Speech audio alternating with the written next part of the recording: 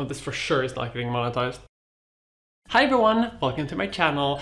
It's Pride Month, and that means it's time to be more gay, be more trans, and perhaps be a little bit more slutty. Today we're talking about positive Pride news, things that make you happy. Of course, in positive gay news, there's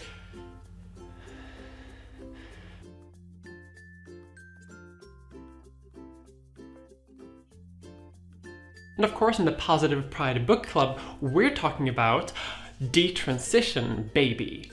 A most uplifting read.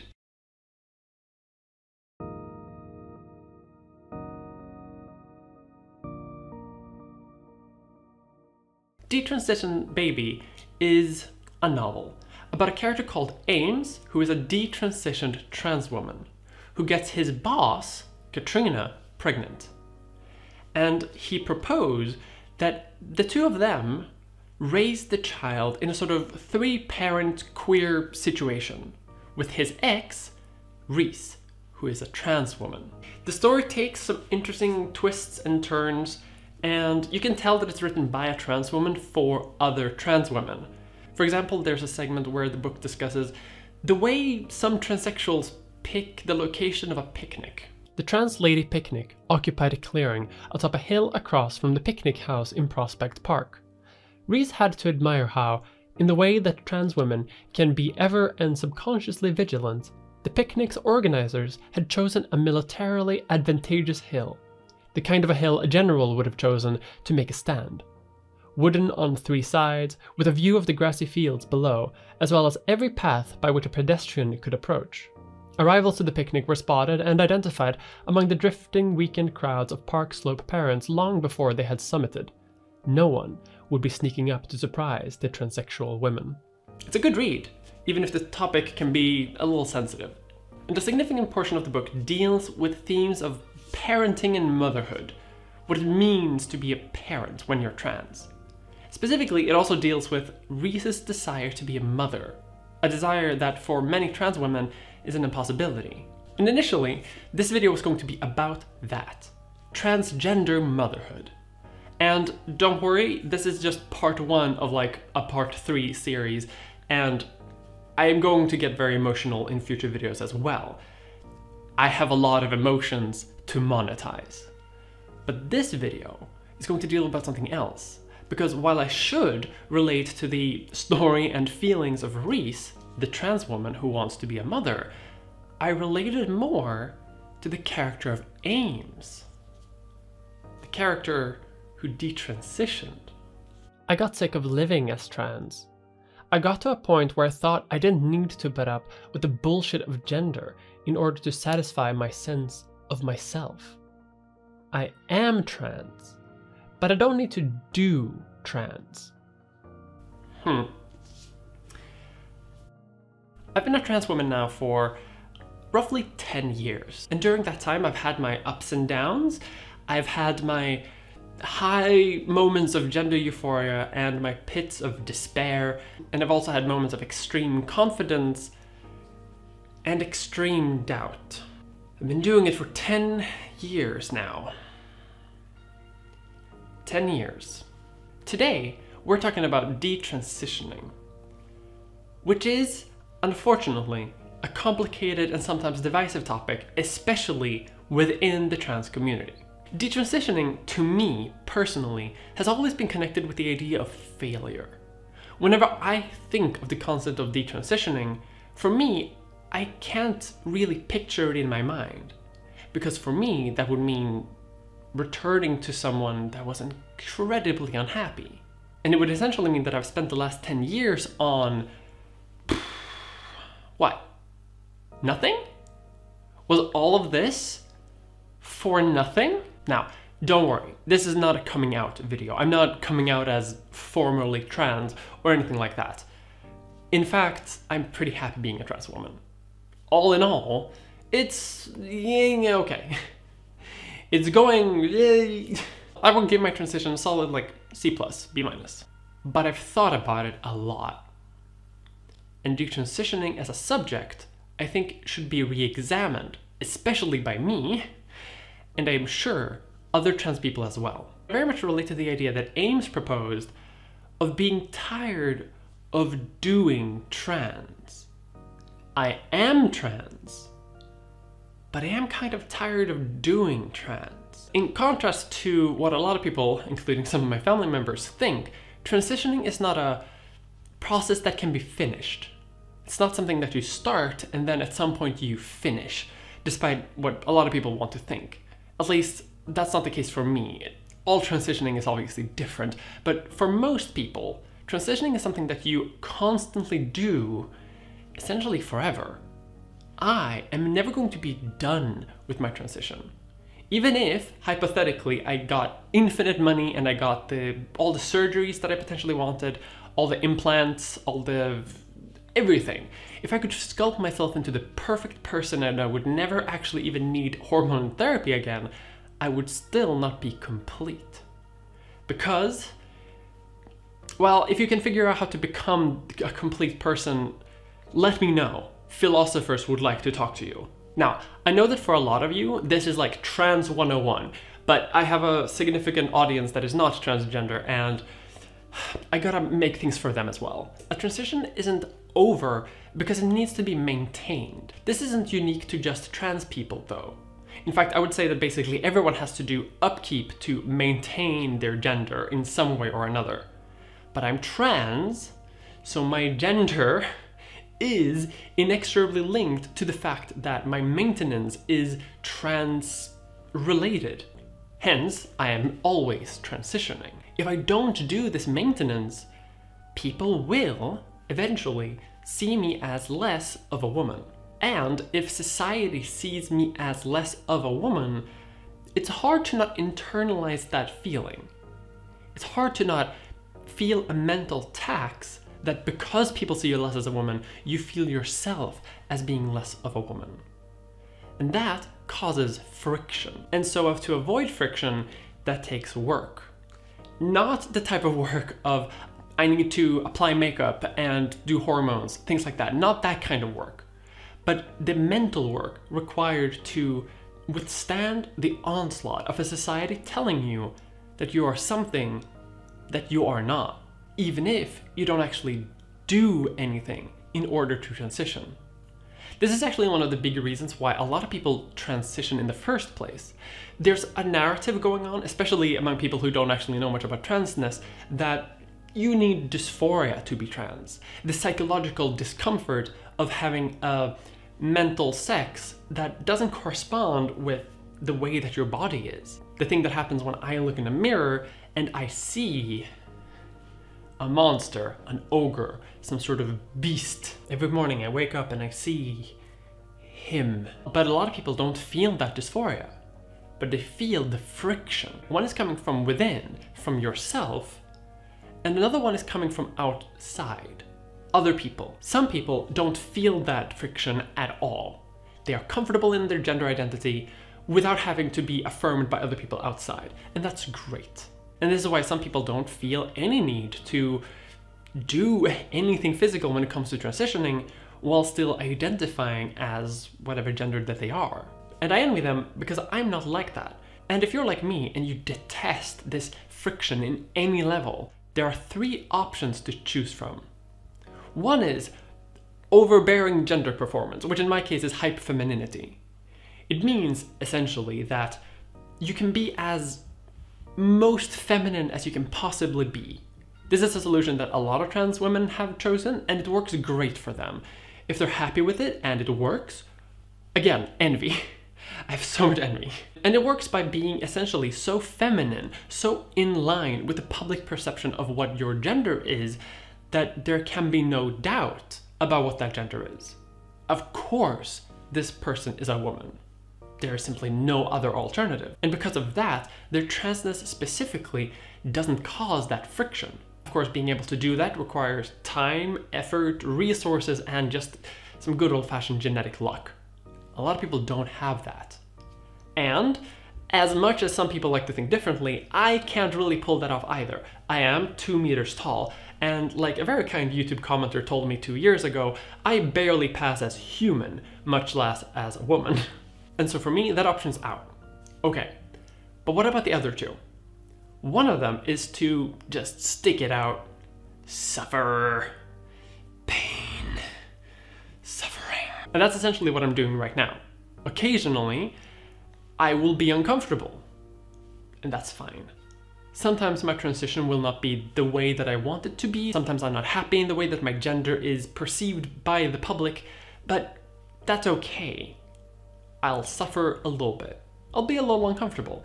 Uncomfort is part of life, after all. But what if sticking it out is so uncomfortable that it's actually worse than all other options? Well, the last option then is detransitioning.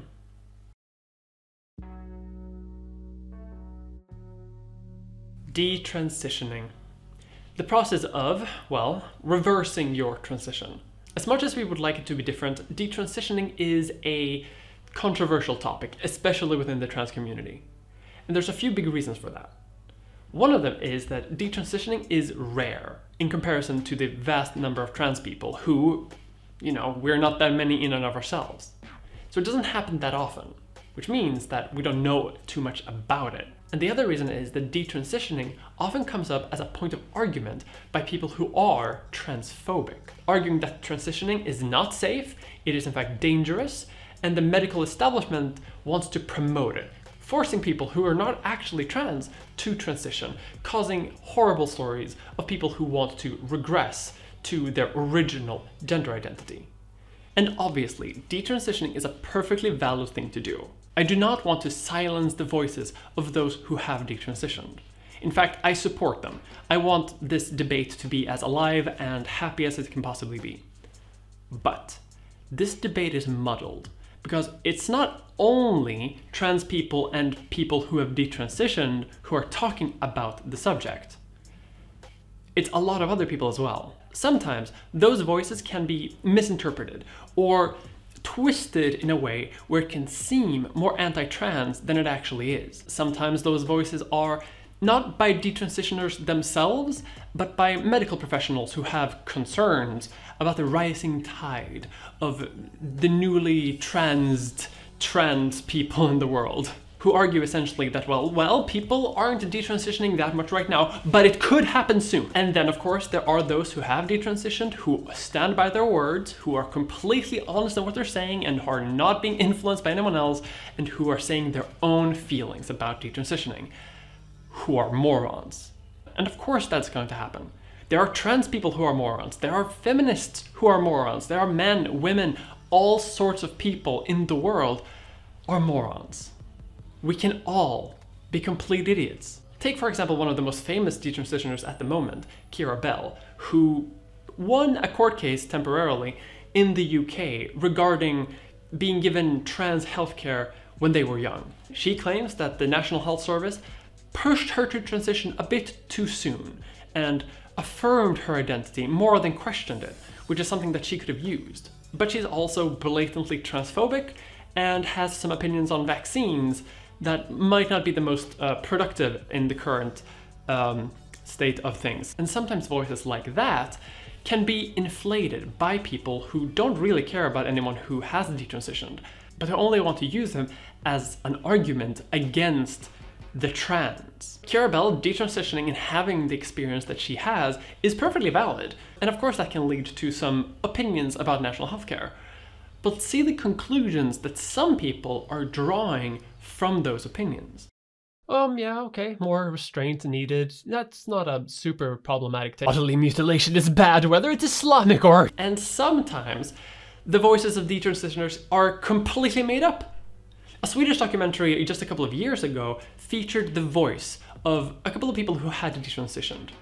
Some of them are perfectly valid in their opinions and whatever they say, that's fine. I'm not talking about them. But another example that came up in the documentary came from a very concerned mother who was very sad for her daughter who had been forced into the medical establishment when it was not ready for her, and who now deeply feels misunderstood and doesn't fit in anymore. She portrayed a trans healthcare system that was overly pushy to transition, and implying that outside forces had influenced her child to transition. which came as a surprise to the actual child who, after the release of the documentary, said, hold on, none of this is true. And all of these voices are typically the ones that are being promoted by anti-trans activists. And that's why the conversation is a bit muddled. When people hear detransitioners, a lot of their gut reaction is going to be associated with the muddling. It's not that people hate detransitioners, but rather that when people hear the word detransitioner, they assume to also hear the argument, these damn transes, they're transing our kids. But let's take all of that bias and put it aside. Recognize this as bad faith and let's move on and talk about actual detransitioning.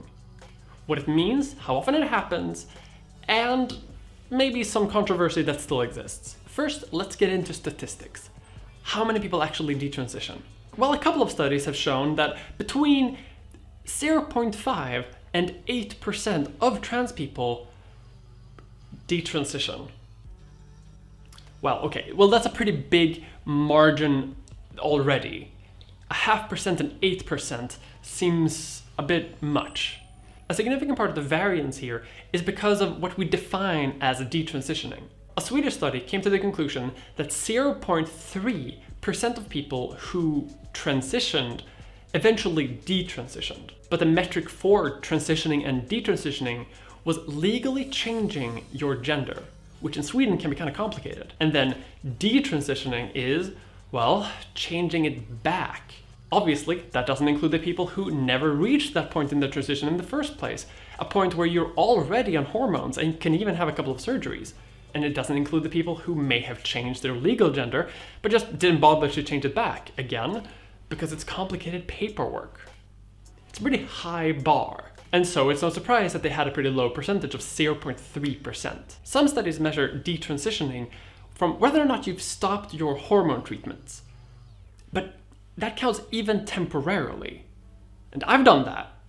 Have I detransitioned and then retransitioned? I mean, if that's the barrier, I've done that like 4 times at this point. There are a lot of studies that have significant flaws in timing as well. The Swedish study I mentioned also only included patients up to 2010, which doesn't include anyone transitioning after 2012 tipping point, which saw a significant rise in people seeking out transition-related healthcare.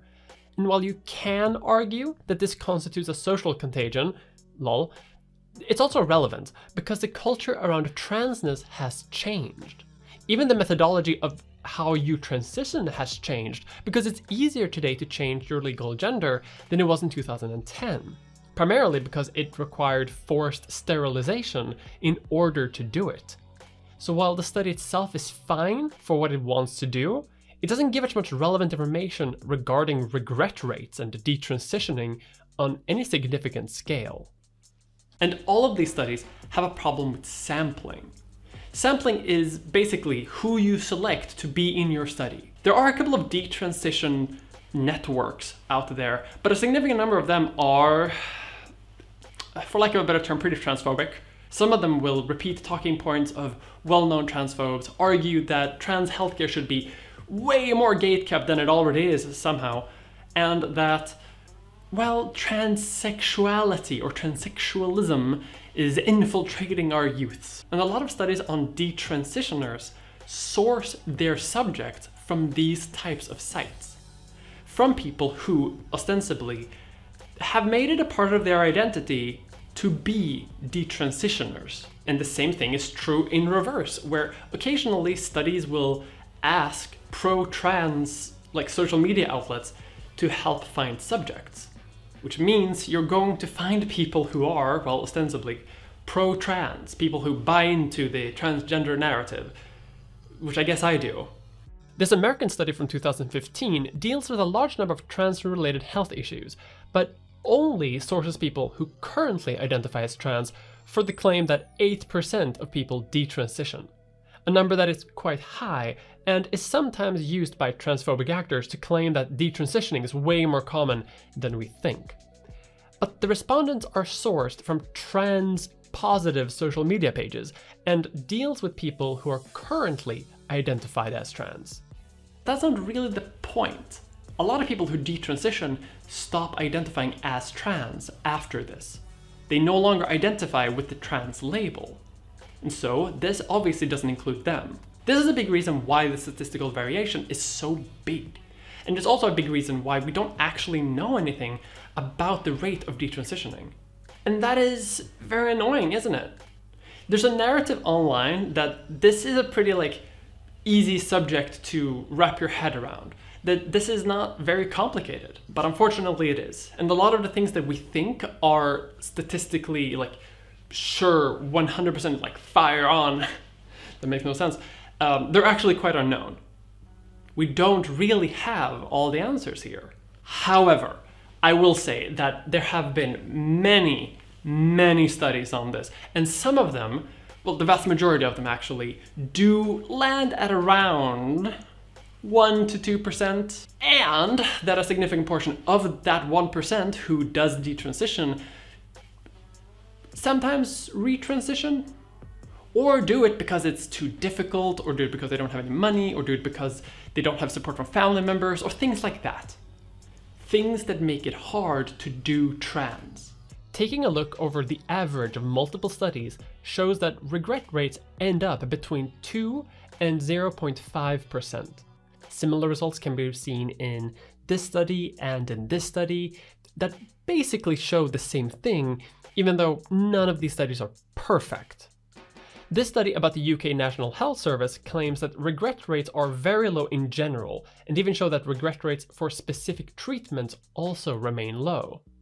This study about chest reconstruction for transmasculine young people showed that surgery has significant results for the well-being of the patient, and that 67 out of 68 patients had no regret, with one patient, who was above 18 at the time of the surgery, having regret sometimes. The American study I mentioned earlier, flawed as it is, showed that most respondents who detransitioned did so because of social pressure, either from family or by the world at large, in terms of finding it hard to get a job, or similar issues, with only 5% of that 8% actually feeling like transitioning was never right for them in the first place. One reason why results can vary is because different countries obviously have different medical systems that can affect outcome, which in turn can affect regret rate. And because trans people are already a very small portion of the population, few people can actually have a significant impact on statistics. And so we end up where most studies conclude that there's only a very small percentage of an already very small percentage of people who detransition who do it because it's not right for them. That's not to say it doesn't happen.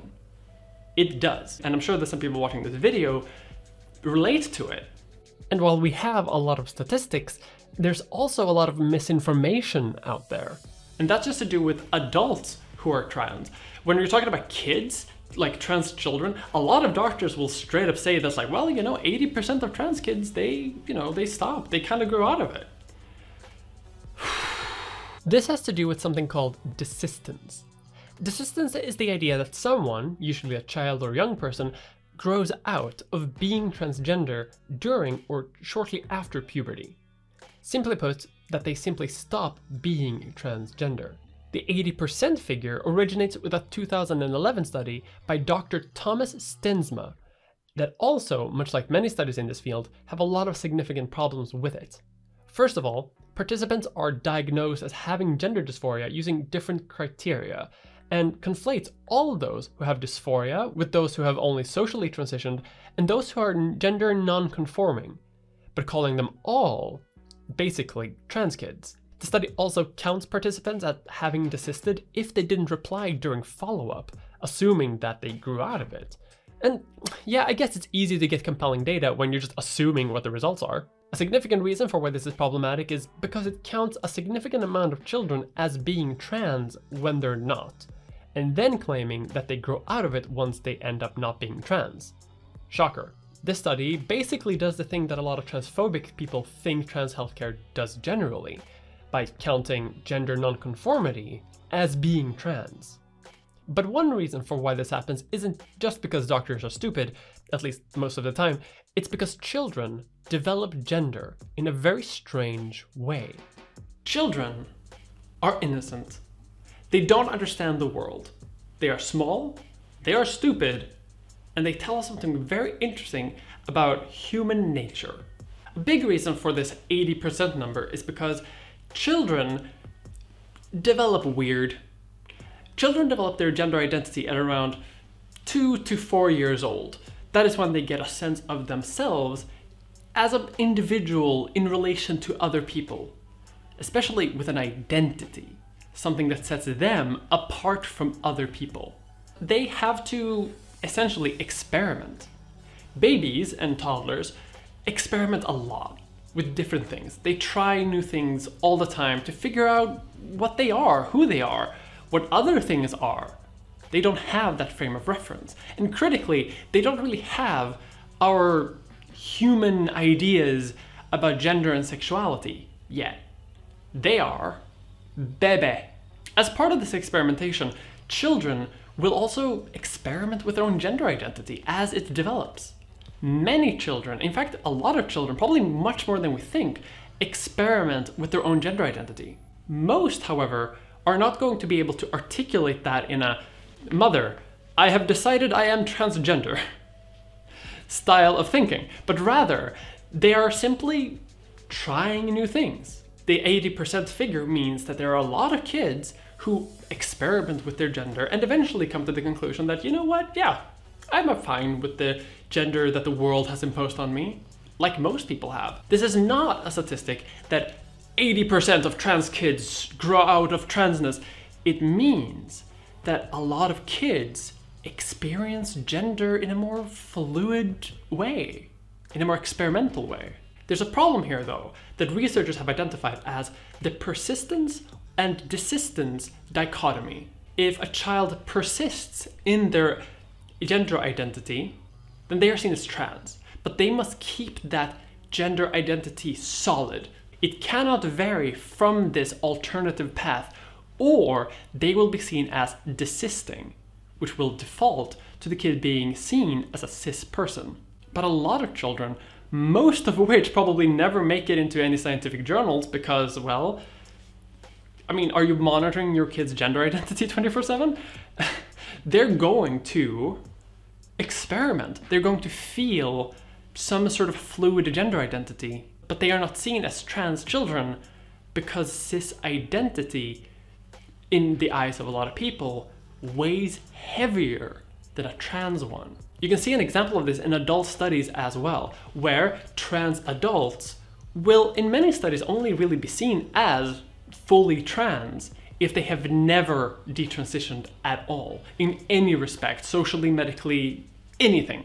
And in a lot of statistical models that don't account for this, I am a detransitioner, even though I'm out as a trans woman, happy in the world.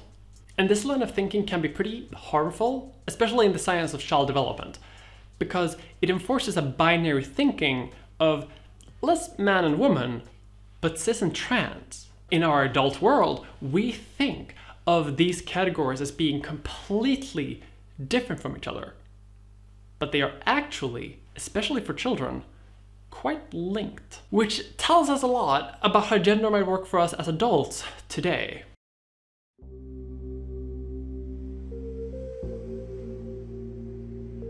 Gender. Gender. Gender. Oh, gender.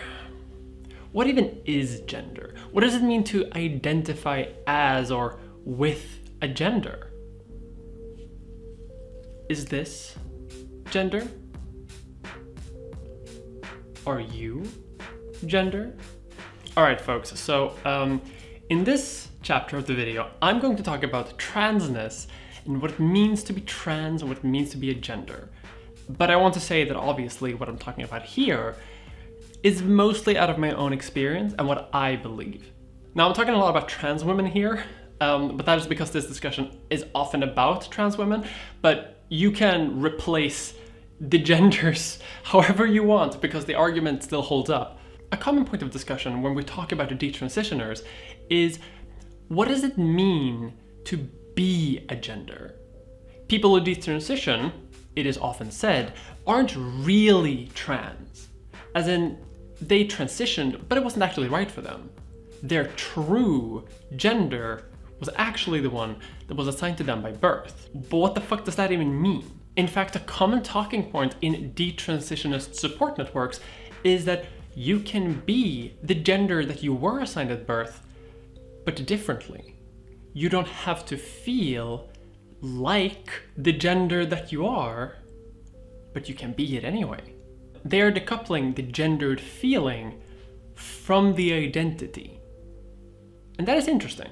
And to fully understand that perspective, we need to talk about what gender actually is. Right now, both when talking about transness and womanhood in general, we have a very essentialist view. By that I mean, we have a view that what makes someone trans or what makes someone a woman is a type of essential part of yourself that you can't change and that you can't really do anything about. Gender essentialism is the dominant view on gender among a lot of people who don't want to question the idea of gender at all and prefer the status quo. It is the idea that there are two natural and normal genders and that there are aspects of being those genders that are unique for them but shared among all members of each gender. It actually originates with Plato's idea of essentialism, which states that every person and everything has an essence that is fixed in what makes objects and people what they are. This idea is not widely accepted within academic circles, but you would know that from seeing the current discourse on gender going on right now. For a lot of transphobes, this is essentially by defining womanhood as having XX chromosomes and defining manhood as having XY chromosomes, and any deviation away from that doesn't matter. Any social interactions, any construct, any culture does not matter. All women have XX chromosomes and all men have XY. That is the essential part of being that gender.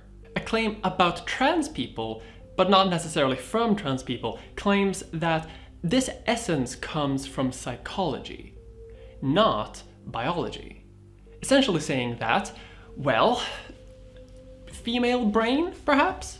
A trait that, which I suppose some people argue, trans women share with cis women. And that is what makes trans women women. Some people take this argument to mean that you have to have dysphoria to be trans. And it's not really a gendered essence in itself, but it is an essential part of being trans, and that apparently makes it okay. You've probably heard this. It's the common, I am a woman trapped in a man's body.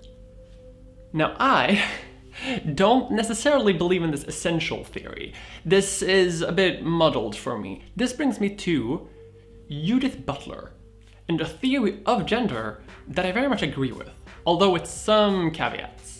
Butler is a feminist who has done tons and tons of work when it comes to the idea of gender. They've written the book Gender Trouble, which, I mean, I got it, and they're very influential when it comes to wider feminist circles.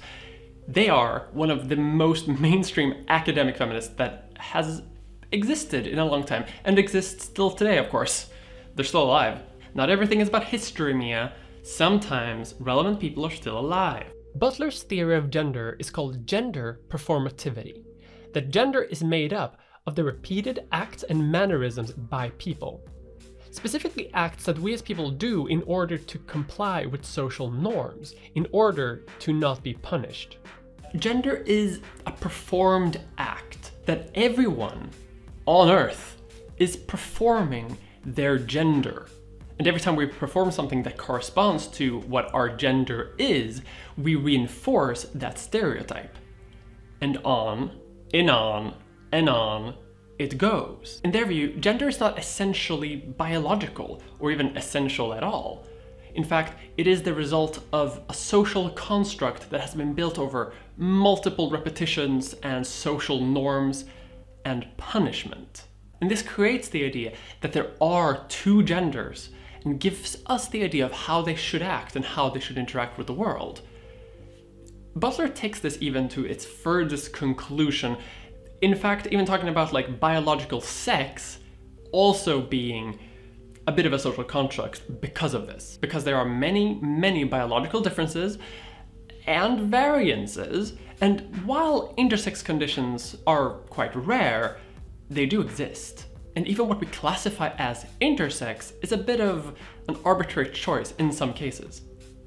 But we have decided as a society that there are only two biological sexes, which has caused a lot of effort to correct anyone who doesn't fit into that norm, into that binary view. And in the case of intersex individuals, this can happen either by someone essentially assimilating into a mainstream gender, or being forcibly assimilated at birth when they are quite literally assigned a gender by a surgeon who will correct any ambiguous genitalia. Now, this is an extreme example, but Butler argues that essentially the same thing happens with social gender as well, but on a much, much wider scale, and involves everything from medical institutions to laws to how we look at each other to how attraction works.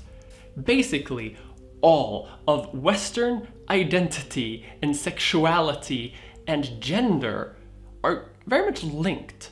In other words, instead of there being women and men, in fact, people just act like women and like men, thus creating those categories. Moreover, if they fail in that act, society can punish them, thus, again, reinforcing the norm. We'll talk a little bit about how this looks in practice a bit later, but essentially, I believe this, because gender, even biological gender, has not always looked the way that it looks today. Today, because of things like modern science and other bullshit magic, we have essentially broken down as many social constructs and societal norms as we can into hard sciences. We've tried so hard to concretize philosophy into science, and that includes biology. To be clear, Butler does not argue that biology doesn't exist or that it doesn't matter, but rather that our social conceptions around gender have shaped the way that we think about biological bodies. We think of the two sexes as being natural and normal, and everything else as being a weird aberration. But that's only because we've acted as if that is the case. In history, there have been outliers.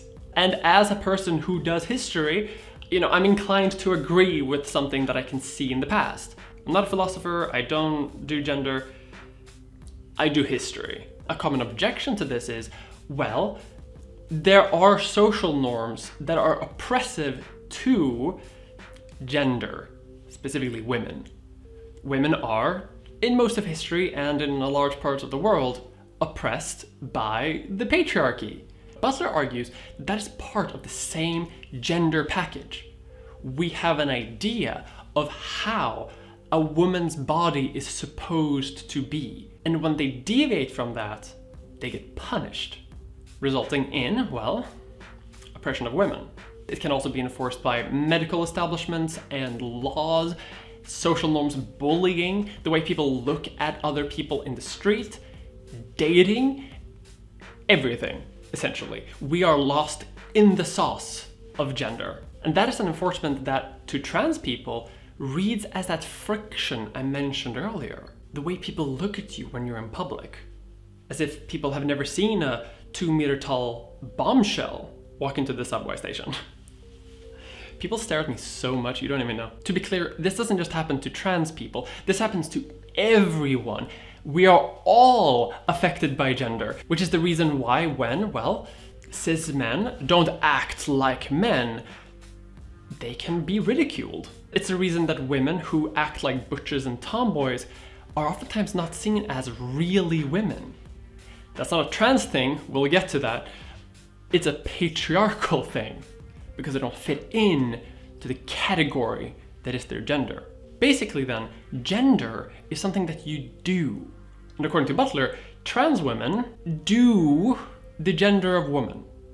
That is why trans women fit more aligned to the category of woman than would do any other category. You could make an argument that trans woman is its own gender, separated from the genders of man and woman. But we are not decoupled from the society in which we live. We are still affected by the norms, and most people, probably a vast majority of people, even well-meaning like trans allies and stuff, still only see the world in this binary sense. This is something that I think a lot of trans people know, kind of instinctively already, but haven't really taken to heart. But I also think that it's a matter of discomfort. Because this question kind of ignores the question of, well, what does it mean to be a woman? And if that answer is, vague ramblings about performance and acts in a society and blah blah blah blah, then it becomes a bit muddled. How do I affirm that I am what I am? This can rub people the wrong way, especially within the trans debate, because if gender isn't the thing that anyone is, why do we have to respect it? Why are trans women women if there is no essential part of womanhood? This leads a lot of people to easily dismiss this entire theory because they oversimplify it by basically saying that women doesn't exist, there's no such thing as women. This makes a lot of people retreat a little bit to fall back to the essentialist argument, saying that no, don't worry, there is a thing as women, but we as trans women belong to that category. Or if that argument doesn't work, you can always say, well, I have transgender essence actually. It's called gender dysphoria and you needed to be trans actually, and that makes me better than you. But the problem with the essentialist argument is that it is basically impossible to win. Specifically because we define that essence very differently. And to a lot of people who are transphobic, that essentially means that trans people can't exist. And the discussion isn't helped by the fact that everyone has a different definition of what that essence is. But usually it's chromosomes. And, yeah, I can change my chromosomes. You're right. This is why you hear a common bad argument saying, you will never be a woman, or a man cannot turn into a woman, a male cannot become a female. And it's actually one of the main reasons that detransition networks claim that a lot of people detransition for. A lot of people who are unhappy with their transition and want to get out of it do so because they don't feel like they can become something that they're not, and that they would rather just be the gender that they were assigned at birth, but a bit differently, breaking the gender norms a different way. Now, I don't think that this line of argument is actually going anywhere. Trans people generally, I think, don't really believe in the essentialist argument. They don't believe that there is some essential part of every person that has, pink stamped on it. I don't think that exists. Humans are much too complicated for that. And I don't think that this is what a lot of people are basing their gender identity on, even subconsciously. Am I a woman? Do I do woman? Who gives a shit? Today, in the present, in the modern time, I live my life as a woman, in the world, alive. I take part in society as a woman, although a visibly trans woman, but still. When I go out in public and people catcall me, when people pinch my ass when I go to clubs, when people talk over me in academic settings, people do that because they see me essentially perform as a woman. And I think what's interesting here is that people used to do that long before I even moderately came close to passing. This is what Butler means when they say that gender doesn't exist objectively, but rather it's just a result of the performance. It is us doing gender and how other people interpret that doing. And this is not on an individual level too much either. This happens on a social, global scale. One person subverting gender doesn't undermine, thousands of years of patriarchal gender structures that have been slowly built and changed over the millennia. This is why, dear gender criticals, you can't identify yourself out of oppression, because try as you might, most people in the world don't actually, like, change their minds when someone has a different identity. The world still has gender structures. You're supposed to know about social structures. Feminists, you're supposed to know about... This is a big reason why cisness or cisgenderism is seen as such a default normal. It is seen as the natural and normal condition of essentially everyone. Transness is the deviator. That is the thing that stands out from the norm. And it's important to differentiate here between the differences of gender as a social category and gender as a personal identity. I identify as a woman, but if the entire world saw me as and treated me like any other man, then to them, a man I am. A common retort to this view of gender that Butler presents is that, well, there are harmful stereotypes and bad connotations baked into the social role of women after millennia of patriarchy. And the answer to that is, yeah, it is. Right now, because we live in a sexed, gendered society that has patriarchal values baked into it, there are aspects of womanhood that are problematic. But it shouldn't be that way. In fact, a significant portion of early feminist history was specifically about redefining what woman meant. Maybe not to redefine what woman means in biological terms, to include trans women necessarily, that's a relatively modern phenomenon, but to equate woman as being in parity with men. For some portions of history, women are not seen as equally intelligent as men, as being able to control their emotions as well, as being able to make their own decisions. And early feminist history was about essentially proving that the category of woman is not essentially less than a man. Early feminist history dealt a lot with deconstructing gender essentialism and to open it up to be less static and uniform, as that would only benefit the status quo of womanhood. Today, some transphobes will rage against the idea of redefining womanhood, but this is actually a long and proud feminist tradition.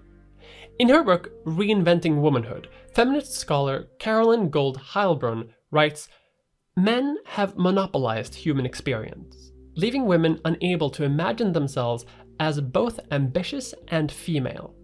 If I imagine myself whole, active, a self, will I not cease, in some profound way, to be a woman? The answer must be, imagine, and the old idea of womanhood be damned. Let us imagine ourselves, as at once striving and female.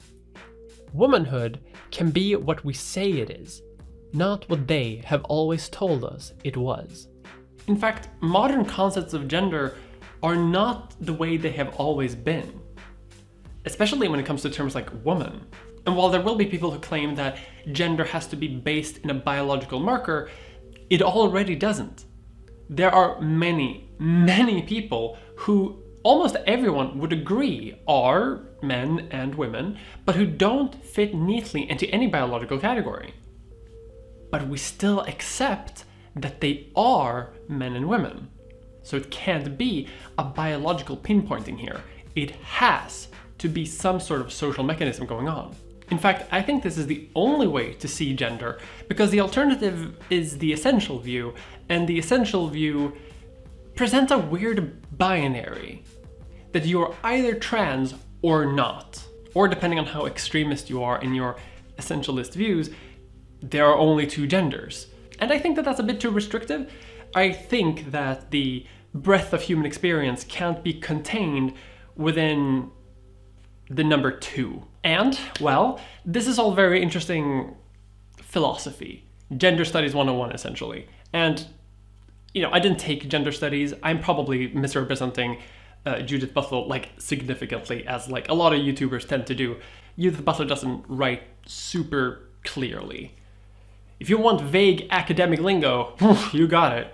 The move from a structuralist account in which capital is understood to structure social relations in relatively homogeneous ways to view of hegemony in which power relations are subject to repetition, convergence, and rearticulation brought the question of temporality into the thinking of structure and marked a shift from a form of Althusserian theory that takes structural totalities as theoretical objects to one in which the insights into the contingent possibility of structure inaugurate a renewed conception of hegemony, as bound up with the contingent sites and strategies of the rearticulation of power. But this, so far, isn't helping anyone. This is not practical advice for anyone. Thinking about performing gender versus essence, who cares? I realize a lot of this sounds like me sort of ignoring the original question. What about detransitioning? Well, our two communities are, it seems, more often than not in conflict. But what I'm saying here is that the solution for both of our communities is to allow gender to be less rigid, to allow ourselves to take charge over our own expression, whether that means to transition or not. This echoes sentiments that detransition communities have told me, as well as what I think a lot of trans people think about as well. But let's try to break this down into a more human level. I am not a gender studies person, I am not a philosophy person. This is a bit over my head, to be honest. But let's talk about some examples from history that might give us some insight into why we think of gender the way we do today, and maybe some lessons that we can learn. And so we're going to start with some wonderfully queer history. Hi everyone, welcome down to my floor. I'm down here for reasons that will make sense. It's for my own well-being. Now, of course, you're gonna get a history lesson. It's a Mulder video after all. But this is, surprise, it's not just a history video. It's also Mulder's therapy sessions. Because I can process things by making content out of it. Historically, this phenomenon is actually quite buck wild, and it's quite recent too in historical development. It's not something that people used to do. People didn't used to identify with a thing. Oftentimes, you were called a thing based on actions that you did. Think of it like you're not going to identify as a thief. People will call you a thief because you do thievery. There are some exceptions to this though, like you could come from good stock or you could come from noble birth. But those aren't gendered specifically. But you know what? They actually kind of make good analogies because they are also complete social constructs. You can be assigned aristocrat at birth, but identifying with a label that oftentimes has a subculture attached to it, that's quite recent. And that's what makes it difficult, because transness is at one time both doing trans, doing all the practical applications that you have to do in order to, well, transition. And it is a culture, trans culture. And by doing one, typically you belong to the other, and that is not necessarily something that you signed up for. Transness is a state of being that both has its own rules and is a prison in and of itself, existing within the much larger prison that is gender. And that actually finds its roots in gay activism in the 60s. So let's strap in and prepare ourselves to visit the groovy, swinging 1860s. That's right, we got an excuse.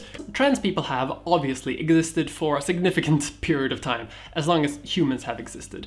And transness as a thing only really becomes a, well, more articulated thing in the 1800s. But existing as an LGBT person in the 1800s, you would usually be called something like a sodomite, rather than identifying as, well, anything. You did gay stuff, therefore you did a crime. But the onus here is on the act, not the identity. This started to change in the 1800s because, well, doctors were trying to figure out eugenics and how to apply it to the gays. And the gays obviously didn't like that. But in order to fight against, well, anti-sodomy laws and things of that nature, people needed a way to identify themselves. Enter Karl Heinrich Ulrich. Ulrich was a lawyer who wanted to liberalize the sodomy laws when it came to the Prussian kingdom. As part of his organizing, he basically invented sexual orientation, like as a thing. He essentially created terms for people who were, well, same-sex attracted. And those terms were, as we all know and love them today, earning. I tried pronouncing the rest of these on like the podcast that I do, and like I'm not gonna try again here. Listen, it's German, don't blame me. This would eventually be taken up by doctors and activists, and eventually evolve into terms like homosexual and, by extension, transsexual and, eventually transgender. But it took a long time before that way of viewing gender actually became the mainstream. In fact, even up to extremely recently, the doing was a lot more important than the being. Take, for example, Dina Alma de Paradeda, who at the turn of the 20th century lived as a socialite in Europe and who we might today call a trans woman. She took part in society and socialized with people as a woman. She apparently even got engaged with a teacher in Paris and, as part of relationship trouble, got outed as trans, which eventually led to her dramatic suicide in 1906. Now, she probably identified with the term earning, as she frequented earning balls, which happened at the time, but this was before gender was a solid concept within self-identity, and long before the terms transsexual was even coined. But she still lived as a woman. Similar events have also happened to people such as Lily Elbe or Christine Jorgensen, but most likely involved hundreds or thousands of people who never reached any form of notoriety. Now, a lot of these women didn't necessarily fit our modern view of what a trans woman is supposed to be like. They didn't have access to modern-day trans culture or modern-day medical innovations. But yet, they were able to take part in society essentially as women. And obviously some, like Alma, were outed by virtue of their biology. But that didn't really matter after the fact, after she was dead, because her entire adult life and her entire life in Europe had essentially been as a woman. And I think that some people have a really difficult time doing trans things without identifying with the larger trans label. For a lot of people, they are one and the same. And this is a big reason why I actually look up to and adore a lot of these 19th century trans women. Not because they were necessarily big innovators or pioneers, a lot of them were just normal people. But they managed to do without any sort of network around them. And that is, quite often, difficult even today. It's actually only in recent times that gender and biology have become so linked in the public consciousness. In the past, these categories weren't as rigid as they are today. And I'm not talking about priestesses from like 2,000 years ago. I'm talking about in our lifetimes. Not too long ago, there was an idea that if you were a trans woman, you could have the surgery and then you would essentially become a woman. This is obviously pretty problematic from a couple of different levels. Not everyone can obviously get to that level in the first place, and basically linking womanhood to having a vagina is, not great in and of itself, but it basically shows that the category of woman isn't necessarily locked off in the way that we might think of it today. And it is weirdly progressive because it shows that trans people aren't locked to some sort of identity in their essence, rather showing that someone can become something different. That you can, if you want to, transform yourself. And on some levels, I think that this is actually better than sort of giving up the discussion and saying that trans people have always known that they were trans since early childhood because their gender identity that they have so deep inside them have always been that of their chosen gender. And I mean, I get it. I get why we talk like that, but I didn't feel like that. Now, this is obviously a bit controversial, and I'm not arguing for like a return to if you cut your dick off, you're a woman. That's obviously like not great, but more in the sense that I kind of like that this puts the onus on the choices of trans people and not on what a trans person is on some unknowable level. It's putting the choices that we make over some gendered soul or essence. Even in the 1970s, this was actually kind of common, in such cases as famous athlete Renee Richards. Richards was a tennis athlete, I don't know what the name of a tennis athlete is, who did pretty well in the women's category. And, as the story unfortunately often goes, she was outed as being a trans woman and banned from participating in the sport. I'm sure we can relate if we keep up with the modern day news. But she argued in sport court that her rights had been violated, that she, as a woman, had a right to play in the women's league. This is something that the Tennis Association didn't like itself, but they really didn't have a choice. When an individual such as plaintiff, a successful physician, a husband and father, finds it necessary for his own mental sanity to undergo a sex reassignment, the unfounded fears and misconceptions of defendants must give way to the overwhelming medical evidence that this person is now female. Can you imagine something like that happening today? But in the last couple of years, things have changed in mainstream perceptions of what gender even is. When I came out as trans in 2012, there was still this idea that once you do the surgery and you complete your transition, then you're done. You are now a woman. Categories such as cis and trans sure were used quite commonly, but it didn't really matter once you were finished. At the same time, however, there was a lot of discourse around, well, obviously not everyone can transition. Not everyone can do all of these medical steps that for a long time have been seen as the natural progression of transness. Real womanhood then starts becoming more about self-identification, which is a good thing, obviously. I think so. Duh. This point in time with Renee Richards is obviously a bit transitional. There is definitely an idea that you are a woman trapped inside the body of a man, but there's also the idea that you only become a woman once you do certain things. And I kind of struggle with this a little bit, because during all of this discourse and shifting perceptions around transness, at the same time the transgender tipping point was happening. Trans issues was becoming more aware to the mainstream public, and I felt more than ever that I had to justify my transness in a way that I couldn't really articulate. On one end, I was a dinky little poor student who didn't really have a lot of money to transition, so I couldn't do the trans things.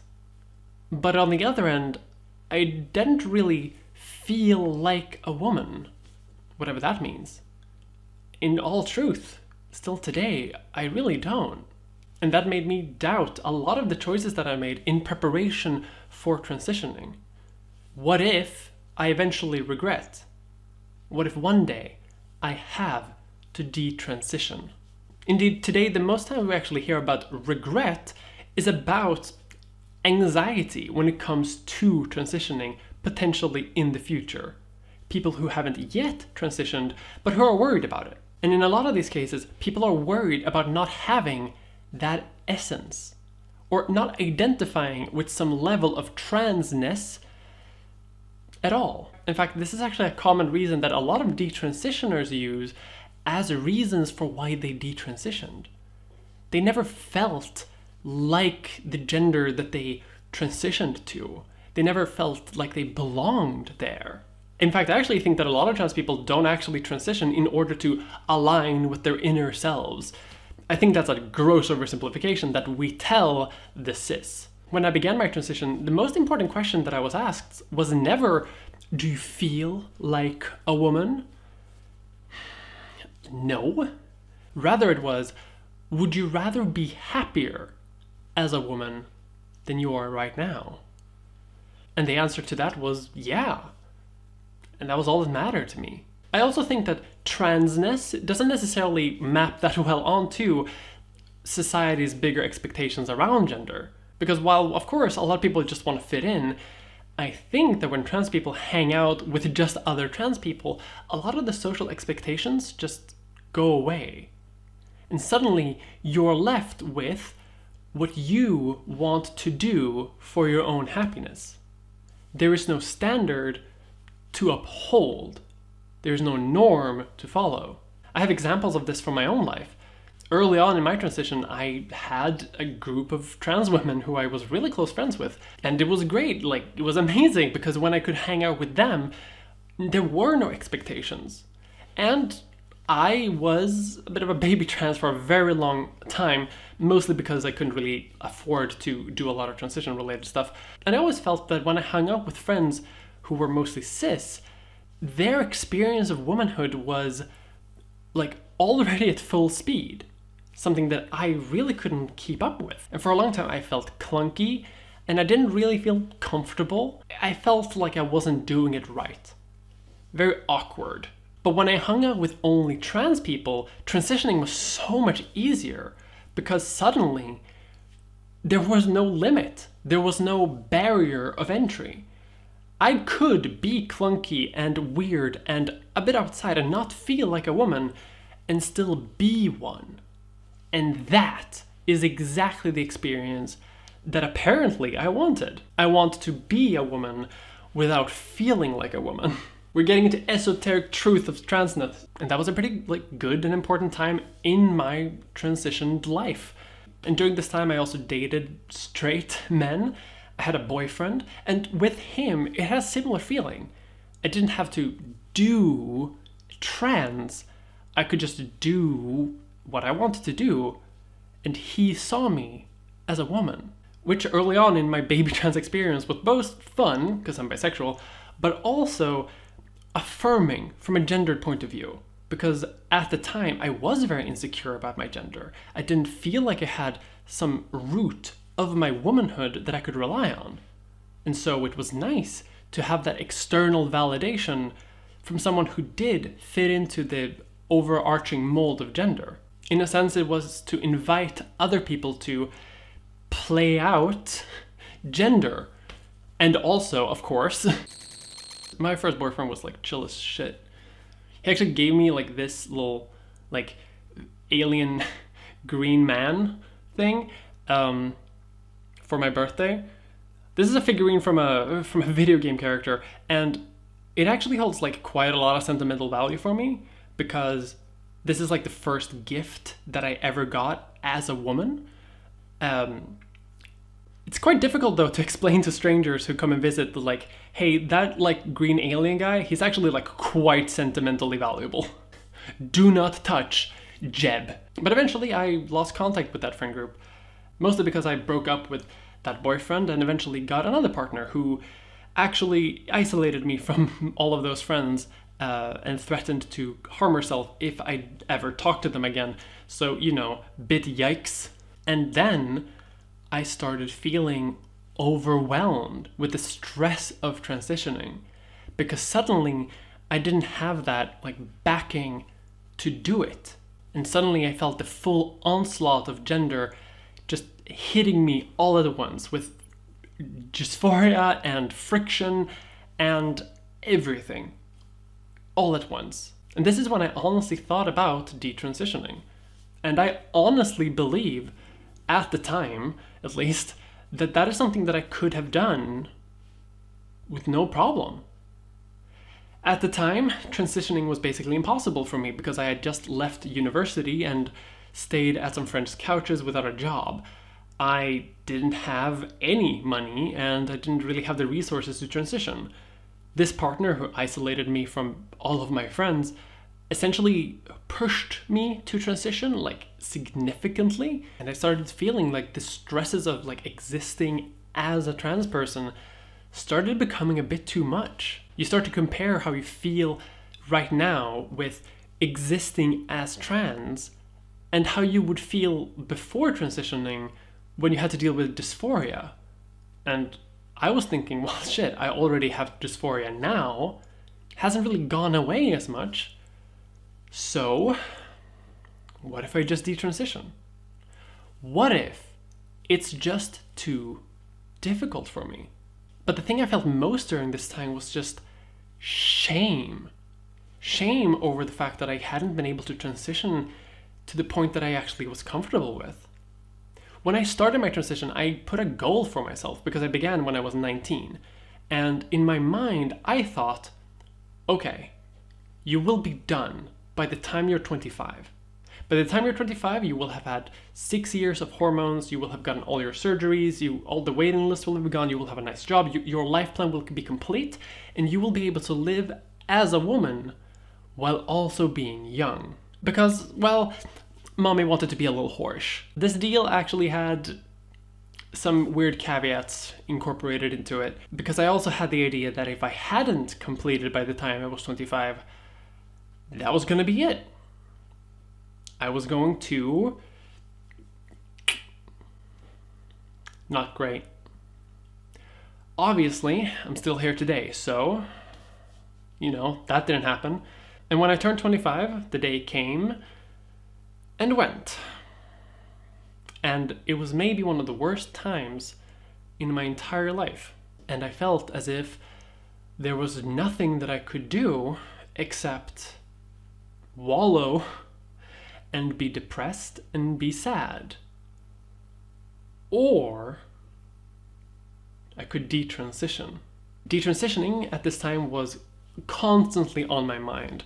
And I saw it as one of those options that is like, well, at least it's not... It's a step up from... And I never allowed myself to feel that a transition isn't linear. Things can go back and forth and take twists and turns, and everyone's transition is obviously different. But that is not much solace for someone who is struggling. And during this time, I always associated detransitioning with failing. There was no option for me of either doing it completely right or not doing it at all. These were the only two options that I felt I had available to me. Even today, I feel quite othered by other trans women. I don't feel like I belong in much of the wider trans community. Oftentimes, I just envy the way that they have transitioned and the opportunities that they have had that have been more successful than mine. For a long time, my excuse was that I was poor, that I didn't have the resources in order to transition. I don't have that excuse anymore. Now I have a job where I actually make money. It's this one, where I get to sit and basically have therapy for free to the internet. And I still feel on some level that I'm failing. My HRT dosage never sits right, my hair removal never works the way that I want it to. I never really develop the things that I want to have for myself. I don't know why this is happening. My voice training never really works. I never look the way that I really want to do. My dysphoria is worse than ever. I mean, honestly, in a situation like this, who wouldn't detransition? I think what would help here is a frank conversation within our communities about how transitioning can look like. I didn't feel like I was doing womanhood, but I also didn't really feel like a woman. There's a desire to make it seem extremely positive and the solutions to all your problems, and we say that because we're pretty tired of hearing about all the bad things about being trans. But I was not prepared for all of those bad things. And it worked for me, and I don't think it's wrong per se to be positive. I love trans positivity more than anything, and I think it's an overwhelmingly good experience. But it's not a complete picture. Sometimes transitioning is grueling, hard, even dangerous. For me, at least, it was the hardest thing I've ever done in my entire life. Which brings me to the thing. Should I detransition? No. No, I'm perfectly happy being a trans woman right now. Now things are fine. They're fine. They're fine. But it's difficult to describe this weird feeling of maybe doing it one day. It's impossible to describe to cis people for whom transitioning is basically a non-starter, but I also feel like it's difficult to communicate that feeling to other trans people. Because in my mind, it feels like other people have it more figured out than I do. And oftentimes it feels like other people just do, like it comes easy to them. But to me, it feels like I have to do so much mental work only to barely succeed anyway. Sometimes I look in the mirror and I feel like I look basically just as masculine as I did when I started 9 years ago. I think something that actually would help me with any of these issues is not to do trans better, which is weirdly enough the answer that I've got from some people, but rather to change the definition of what it means to be trans. In fact, I also think that this could be a good thing for everyone. Not just what it means to be trans, but what it means to be a gender. I mean, in an ideal world, surely we should have the opportunity to express ourselves and be whoever we want to be and change our bodies in whatever ways that we want to do. But we don't live in a world like that right now. Which begs the question, what solutions do people actually bring up here? Many of the solutions proposed are typically proposed by people who platform pretty transphobic people and argue for things like more gatekeeping in medical establishments and higher age limits in order to transition.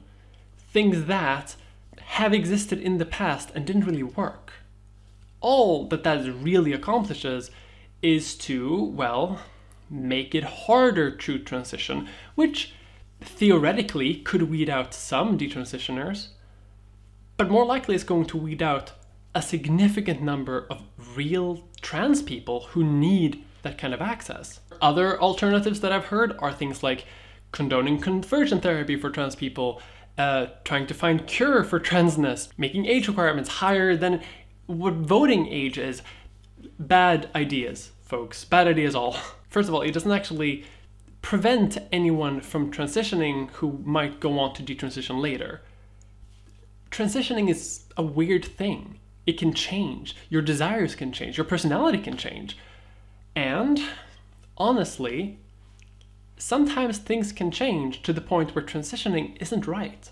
But that is nothing that any preventative measures can actually do anything about. I mean, people detransitioned in Sweden before 2012, and back then they would forcibly sterilize people who transitioned, and that is not really a barrier that I think people would want to have left. Unfortunately, the only way to prevent more people from detransitioning is to essentially prevent trans people from existing, because there will always be a very, very small minority of an already very small minority who might slip through the cracks. I think an important thing to notice here is that trans and detrans communities are mostly oppressed on the same basis in society, by failing to conform to what society expects from our genders. In this way, I think we have a lot more shared experiences than not. And as transness becomes a more public phenomenon and more people want to seek out transness as a potential solution, some of those people will inevitably find that it is the wrong answer. That is unfortunately the cost of self-exploration. But the answer here is not more gatekeeping and more restrictions and more divisions. It is solidarity with each other. Because by being divided against each other, the only one who really win here are those who want to enforce gender conformity. And to do this, I think we need to do a few things. First of all, to the trans community in which I belong, we need to stop seeing detransitioning as a scary term. We need to recognize that it does happen, and we need to recognize that sometimes transitioning isn't as amazing as we might think it is, even though it is mostly the correct answer for those who do transition.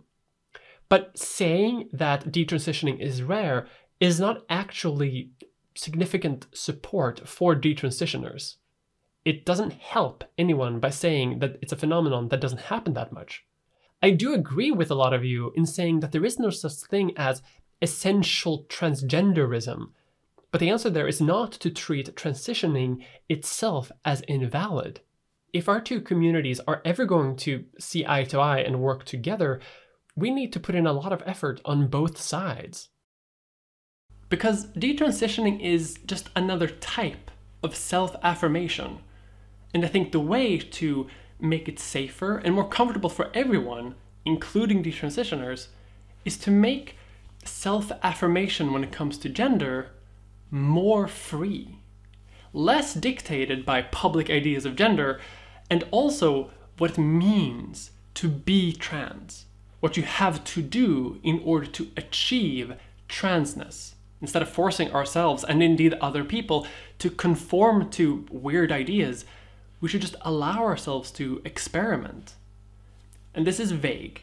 These aren't really concrete terms, but I think it helps if we shift our thinking about transness and gender in this way. And that would help everyone, not just trans people, but anyone gender non-conforming, or even gender conforming. Everyone should be free from basically being restricted around the genders that we have.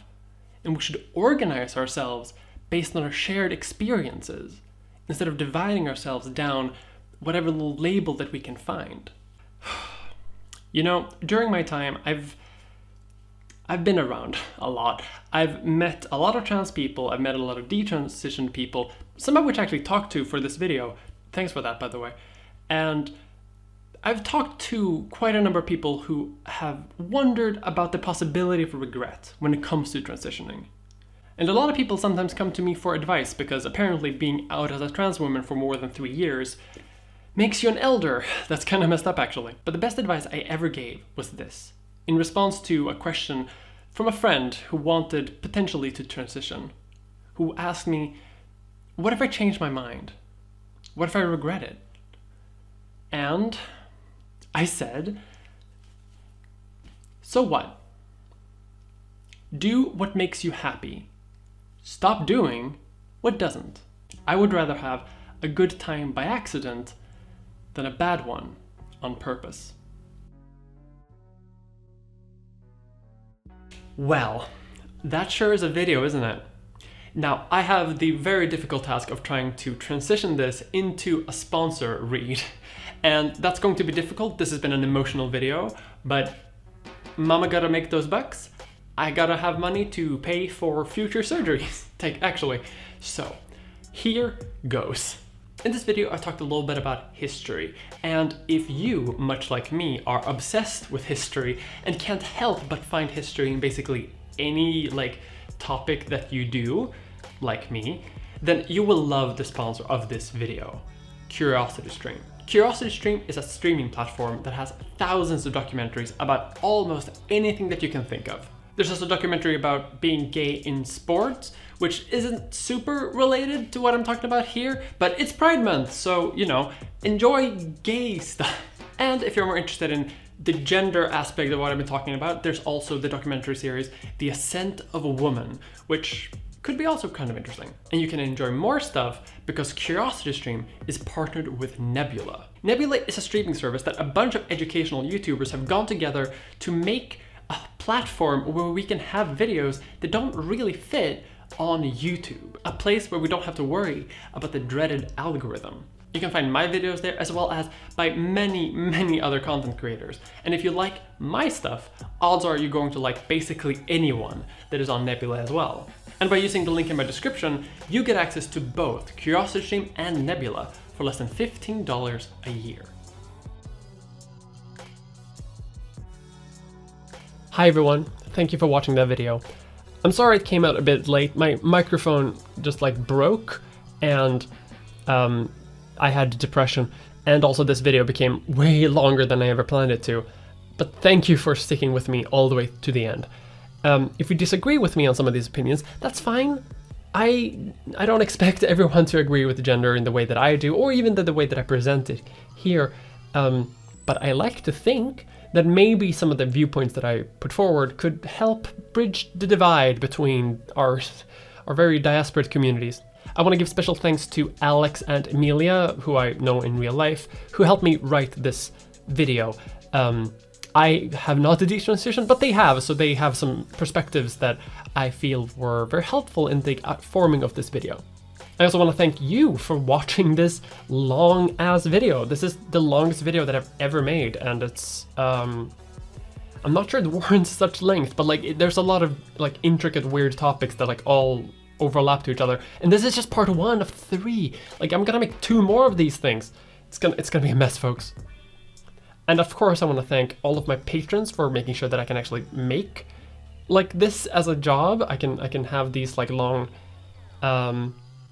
basically therapy sessions. And of course, I want to give special thanks to Aini Salminen, Aislinn, Alicia Crawford, Ali Bat, Amanda B, Amara, Amelia Unchained, Amy Lee, Andy Sophia Fontaine, Angelo Garcia, Eric Parkinson, Ashley K, Aster Disaster, Athiet, Austin K, Autumn, Brian HK, Caleb Webb, Catherine Stenson, Chloe Dollar, Choices Make Me Anxious, Christine Gutierrez, Cobrasphere, Dana Ferguson, D. Mirandi Arizetto, Eleanor Cassidy, Emilia Clark, Emily Pinkies, Erch Owens, Erin Rafferty, Fox E, Fox Kant, Gwender Euphoria, Henry R. Seymour, Jane Lusby, Janelle Torgeson, Janareth Arnold, Jay Parker, J. the Human, Jill Isabella Gary, Jürgen, Joshua Anlick, Julia Helene, LPQ Silver, Leonard Servaz, Lucas Gray, Madison Jacob, Maeve Westall, Marcus Smith, Mari Neckar, Maurizio, Mia, Michaela, Mo Khalifa, Mod Zero, Nicholas Kapoor, Niels Abildgaard, Njofbun, Orion Gamercat, Pavel Diebek, Remy, Rose Brunton, Rose H, Sean, No More No Less, Shelby Von Trapp, Sitzries, Sonic Bread, Stephanie Sterling, Taylor Sophia, Thea Vega, Thoros of Mir, Tulips, Violet Tsukas Harrison, Vivian Crow, and Wolfgang, the Grand High Exalted Wizard. Thank you.